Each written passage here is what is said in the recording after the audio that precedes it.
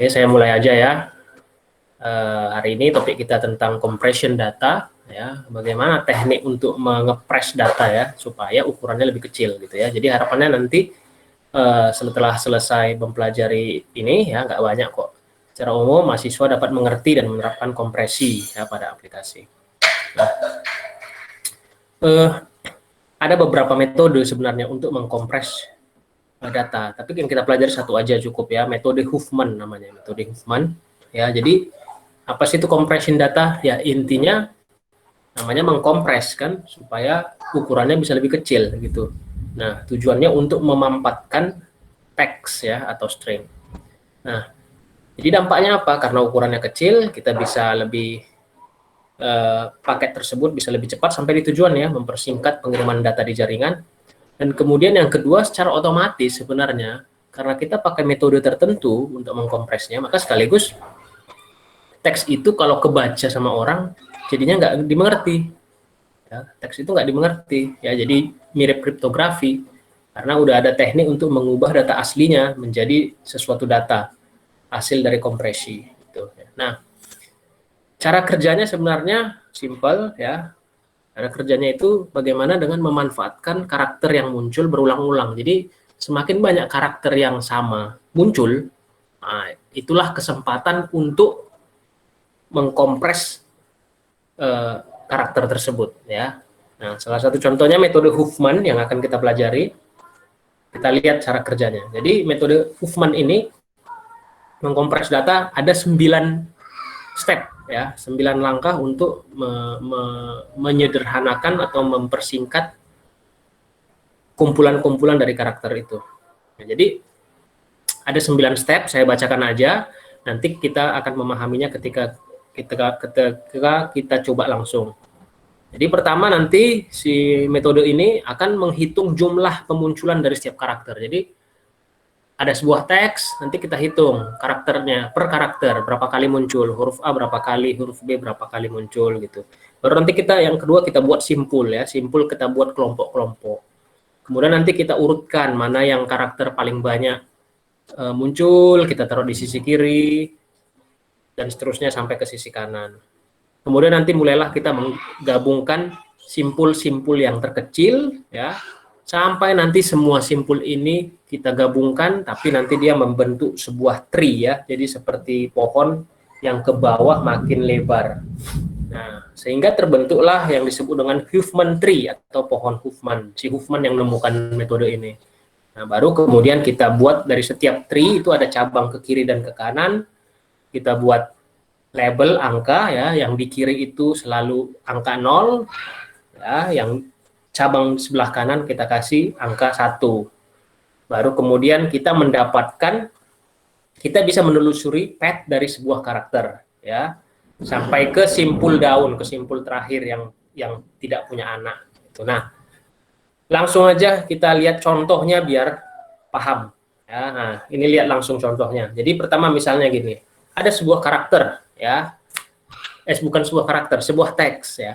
Teksnya itu adalah aku suka Sasa ya, aku suka Sasa. Secara kasat mata kan kita lihat pasti ini ada beberapa huruf yang sama karakternya. Nah, maka bagaimana cara cara si Huffman ini untuk memampatkan atau mengkompres karakter ini ya, karena kalau nggak kita kompres maka satu karakter itu sama dengan 8 bit ya. Satu karakter itu sama dengan 8 bit biner. Ada yang join?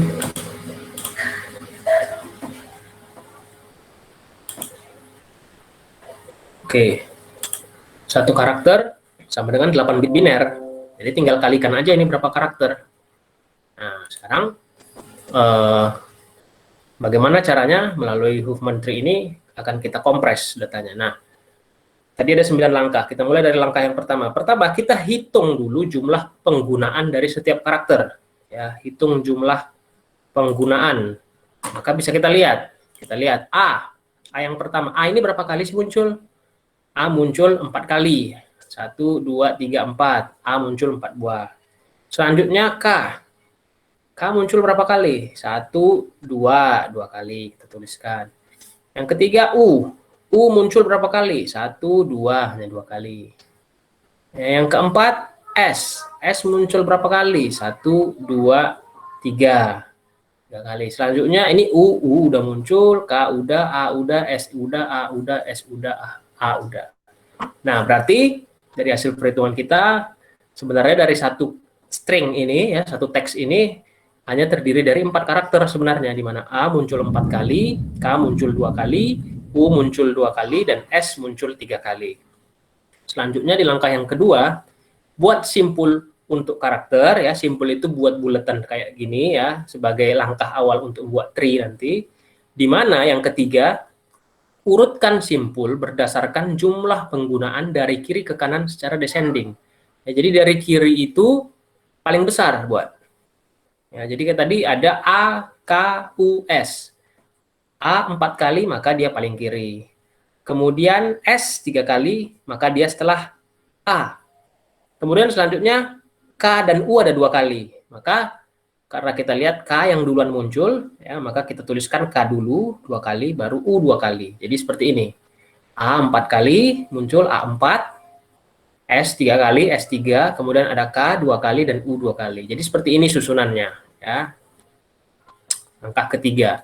Selanjutnya langkah keempat, mulailah kita menggabungkan. Cara menggabungkannya adalah gabungkan 2 simpul yang paling kanan ya. Jadi 2 simpul yang paling kecil digabungkan sehingga membentuk simpul baru.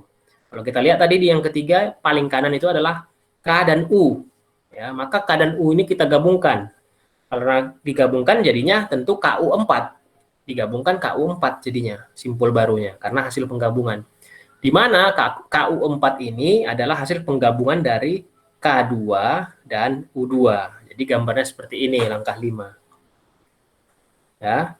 Kemudian selanjutnya masuk ke langkah ke-6 apa? Urutkan lagi. Ya, urutkan lagi. Urutkan lagi berdasarkan jumlah penggunaan dari kiri ke kanan secara descending. Tadi kita udah lihat ya, hasil penggabungannya jadinya 4 kali K dan U. Maka kita geser ke kiri. Nah, ini ada A 4 kali dan KU 4 kali. Jadinya KU-nya ini digeser ke tengah karena dia lebih besar daripada S3. Jadi posisinya sekarang seperti ini. Setelah ini dilakukan seperti ini, ulang lagi, gabungkan lagi 2 yang terkanan. Ya, di mana 2 yang terkanan adalah KU4 dan S3. Digabungkan lagi. Ya, jadinya seperti ini.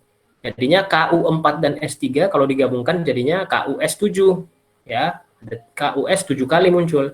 Nah, tapi jangan lupa KUS7 ini disusun dari penggabungan antara KU4 dan S 3 kali. Di mana KU4 itu tadi sebelumnya dari K2 dan U2.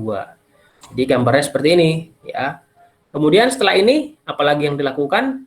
Urutkan lagi, di mana kalau KU7 ini kan lebih besar dari A4, berarti nanti KUS7 ini digeser ke yang paling kiri. Jadinya seperti ini. Ya, KUS7 paling kiri. Nah, setelah itu ini yang terakhir, tetap gabungkan lagi. Berarti yang terakhir ini adalah menggabungkan KUS7 dan A4. Berarti kalau kita gabungkan dia KUS7 dan A4 jadinya seperti ini.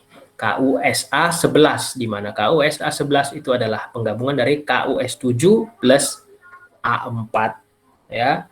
Jadi KUS7 ini ikut lagi bawahnya. KUS7 itu dibentuk dari KU4 dan S3, KU4 itu dibentuk dari K2 dan U2. Nah, jadi inilah hasil akhir dari tree-nya ya. Udah habis karakternya. Ini hasil akhir dari tree.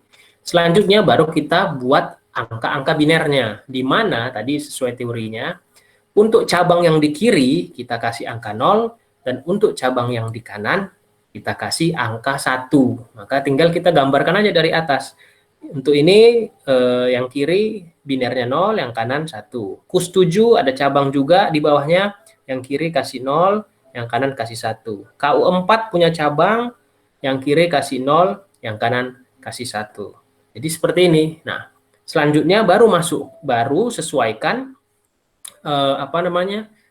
hurufnya dengan karakternya dengan cara membaca dari atas. Contoh, jadi A itu dalam biner jadinya apa?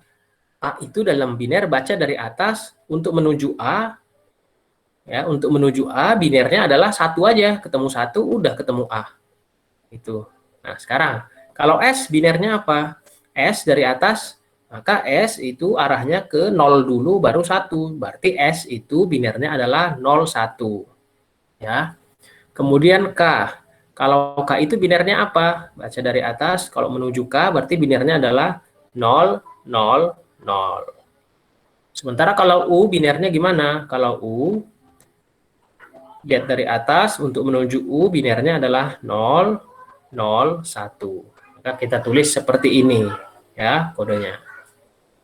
Berarti aku suka Sasa kalau diubah ke biner, yang tadi sebelumnya adalah tiap huruf atau tiap karakter itu harus ada 8 bit, 8 angka biner. Sekarang jadinya lebih simpel. Kita tulisnya gimana? A itu 1, terus K itu 000, U itu 001, 001, kemudian S itu 01, kemudian U lagi, U itu 001, kemudian K itu 000, kemudian A itu 1, terus Sasa, S itu 01, A itu 1, S itu 01, A itu 1. Akhirnya aku suka Sasa diterjemahkan dalam bentuk biner hanya segini aja panjangnya. Ya, totalnya berapa nih? 1, 2, 3, 4, 5, 6, 7, 8, 9, 10, 1, 2, 3, 4, 5, 6, 7, 8, 9, 10, 22 bit biner aja. Ya. Jadi aku suka Sasa itu hanya itu dapat diterjemahkan hanya ke dalam 24 bit biner.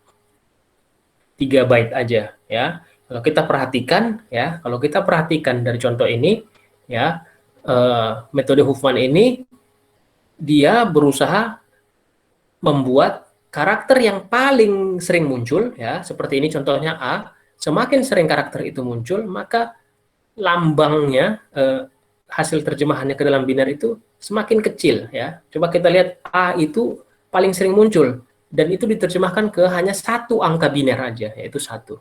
Sementara yang jarang muncul seperti K dan U ya, hanya 2 kali muncul, itu dilambangkan dengan 3 angka biner ya. K itu 000, U itu 001. Jadi metode Huffman makanya dia perlu membaca dulu mana karakter-karakter yang paling banyak muncul, karena nanti diharapkan karakter yang paling banyak muncul itu berada, kalau di tree itu berada pada paling atas, sehingga kalau diterjemahkan ke biner dia hanya diterjemahkan ke dalam bentuk 1 angka biner atau maksimal 2 lah gitu, seperti itu. Sementara yang jarang-jarang muncul itu di bawah posisinya, di bawah dari tree itu, di bawah posisinya, sehingga dia yang lebih panjang kalau diterjemahkan ke biner. Seperti itu. Nah, kira-kira ada pertanyaan nggak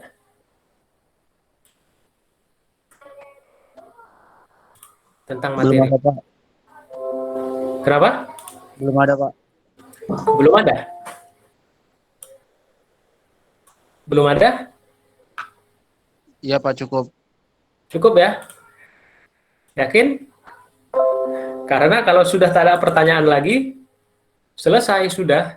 Dan untuk memastikan kalian ngerti apa enggak, ini saya kasih tugas ya.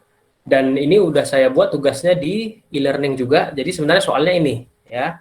Saya minta kalian coba buat Huffman tree dan kemudian buat angka-angka binernya, kemudian terjemahkan ke dalam biner. Jadi kayak nomor 1, kakiku kaku, kakiku kaku ya. Itu bagaimana bentuk tree-nya? Ya, nanti kalian bisa lihat nomor 1 ini. K itu ada K, huruf K itu 5 kali muncul ya. Sementara huruf A 2 kali aja, huruf I hanya 1 kali, huruf U 2 kali. Berarti hanya 4 huruf nih. K 5 kali, apa tadi? A 2 kali, U 2 kali, I 1 kali. Nah, sekarang tinggal kalian buat gimana tree-nya nanti ya. Kemudian terjemahkan ke dalam bentuk biner ya. Kemudian nomor 2, lebih panjang ya. Pergi, pagi, pulang, petang. Aduh, ini terlalu panjang nih ya. Nah, jadi ini trinya pasti lebih besar ya. Tinggal kalian hitung huruf P berapa kali muncul? 1, 2, 3, 4 ya. Kemudian apa nih, huruf E 1, 2, huruf R 1 kali aja, huruf G 1, 2, 3, 4, huruf I 2 kali, kemudian huruf A 3 kali, huruf G 1, 2, 3, 4 ya. Ada lagi huruf L hanya 1 kali, huruf T hanya 1 kali. Nah ini ada lebih banyak hurufnya ya. Nah, ini lebih besar nanti trinya. Kira-kira ada pertanyaan nggak dari materi hari ini?